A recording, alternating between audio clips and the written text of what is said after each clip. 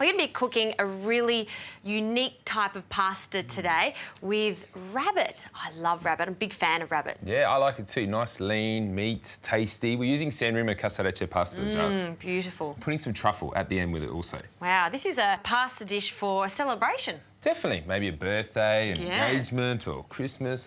I need to get on to cutting the onion first. And you can chop up that garlic for me. I can do that. Now, you can see here we've got the rabbit, but we've minced it. True, because what happens sometimes, people get a little bit scared with rabbit on the bone. They overcook it and becomes dry. So by mincing it and getting it into the beautiful sauce, it will stay flavoursome, juicy, and with the casarecce pasta, just beautiful. Sounds nice. And if you can't source some rabbit, you could absolutely use different types of meats. What else would you suggest? You know what I'd suggest? Turkey. Turkey's really interesting. Yeah, nice and lean, white meat again. So it works well with the truffle and obviously the tomatoes we're going to add to it. Sure. Now, good amount of olive oil. You love your olive oil, don't you? In with the onion.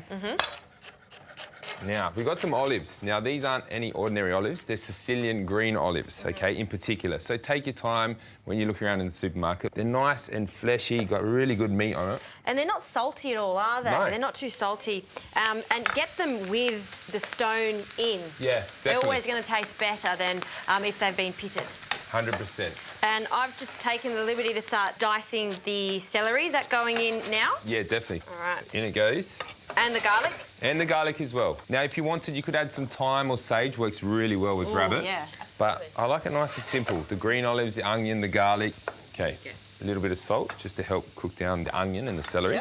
Breaks it down.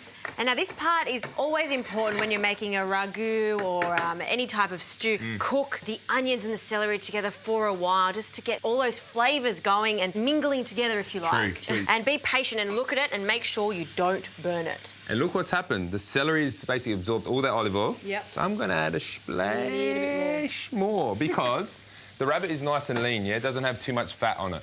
So if you're using, beef, there's lots of fat in there, so that's obviously going to come out of when you're cooking it. But with the rabbit, we need olive oil. OK. So I need to cook this off for about 3 to 4 minutes, then add in our mince, yeah? And using the back of the wooden spoon, just break down your rabbit mince so it comes all nice, even pieces. Sure.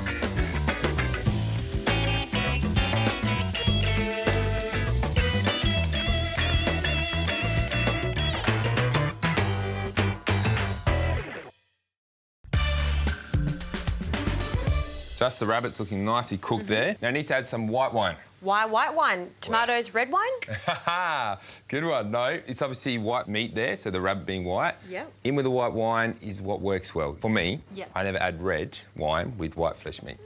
Okay. Just a little bit of Adam's cookery terms. Then reduce that by half and then add in your crushed tomatoes. Let it come up to the boil.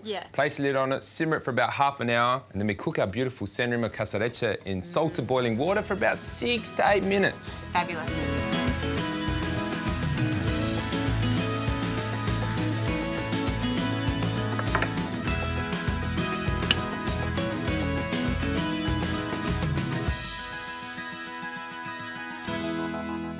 Just that rabbit ragu smells amazing. Oh, it does. Look at that. Ooh. Nice and rich. Took the words straight out of my mouth. It's rich, isn't it? Gorgeous. You know what I like to do just with rabbit? I like to add just that little splash of olive oil before I add the pasta. Just to make it glisten.